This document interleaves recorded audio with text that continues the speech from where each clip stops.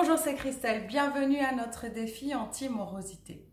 Aujourd'hui, nous allons décrypter certains gestes, certaines attitudes et je me réfère à l'ouvrage de Joseph Messinger qui s'appelle donc Le langage psy du corps, gestes, mimiques, postures, attitudes, ne vous laissez pas trahir.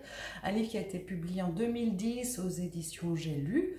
Donc, si on croise les jambes, si on a les lèvres pincées, si on a le regard qui est fuyant, les mains qui s'agitent, tout notre corps exprime nos sentiments qui sont enfouis. Donc j'ai plongé dans ce livre les études que Joseph Messinger a faites. Donc c'est un écrivain, psychologue et surtout spécialiste de la communication verbale et non verbale.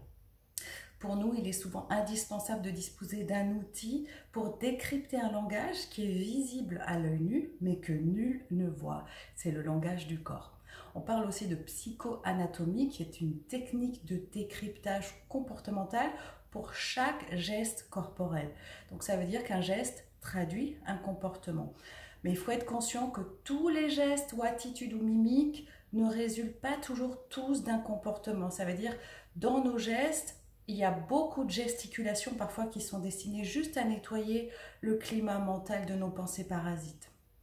On ne va pas interpréter chaque geste. Aujourd'hui, on va simplement se cantonner à des sortes de refrains gestuels, c'est-à-dire des gestes qu'on reproduit sans cesse mais sans s'en rendre compte. Par exemple, moi, je croise souvent les jambes et ce geste peut exprimer deux choses, soit une maîtrise de soi ou soit la perte de contrôle. Si je pose ma jambe gauche sur ma jambe droite, ça veut dire que je contrôle la situation. Mais si je pose ma jambe droite sur ma jambe gauche, ça veut dire que je perds le contrôle.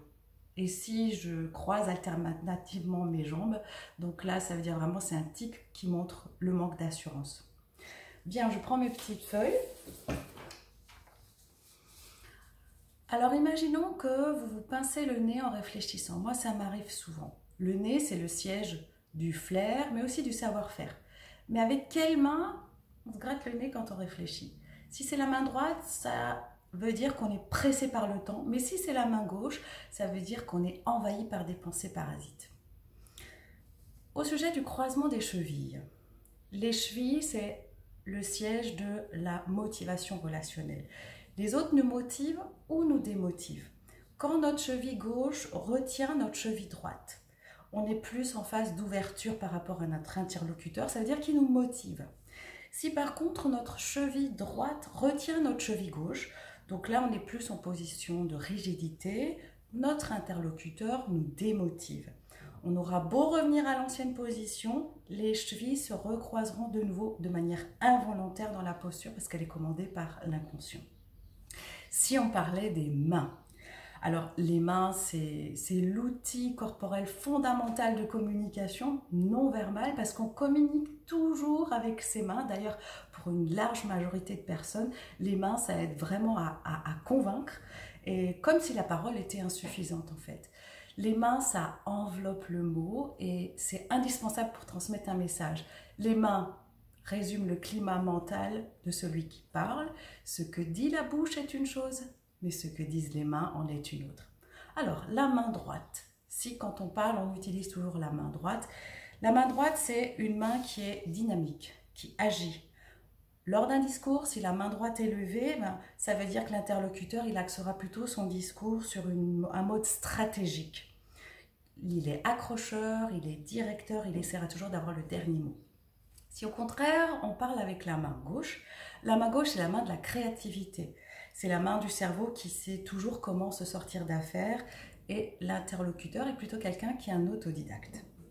Alors, par rapport à nos mains toujours, si on a les mains chaudes, froides, sèches ou humides. Les mains froides et humides, ça c'est le signe d'une sorte d'insatisfaction, de frustration, comme si on avait une fonction qui ne convenait pas à nos compétences. C'est aussi peut-être la conséquence d'une mauvaise relation avec ses collègues. Si on a les mains froides et sèches, ça ce sont surtout des personnes qui sont réalistes, inflexibles et peu influençables. Si on a les mains chaudes et sèches, ce sont les mains de l'émotion, de la compassion, du sens de la justice. Ce sont des personnes qui sont généreuses et disponibles. Et puis si on a les mains chaudes et humides, alors là ce sont des personnes qui sont sur le mode carpe diem, elles profitent du jour, ce sont des épicuriens. Parce que la main chaude et humide, c'est vraiment le signal de la congruence émotionnelle.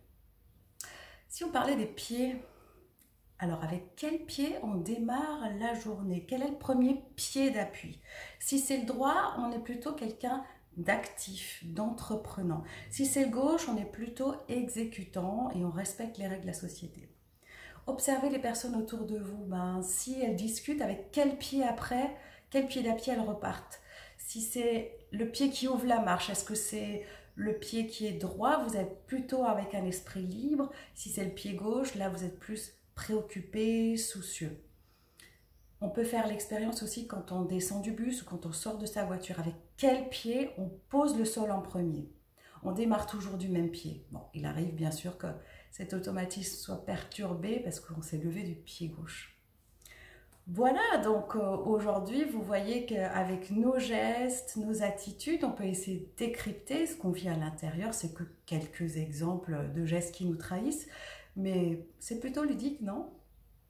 Bien, c'est tout pour aujourd'hui. On se retrouve demain, 11h30, parce que garder le moral est un défi de chaque jour. Défi anti-morosité. Très belle journée à vous.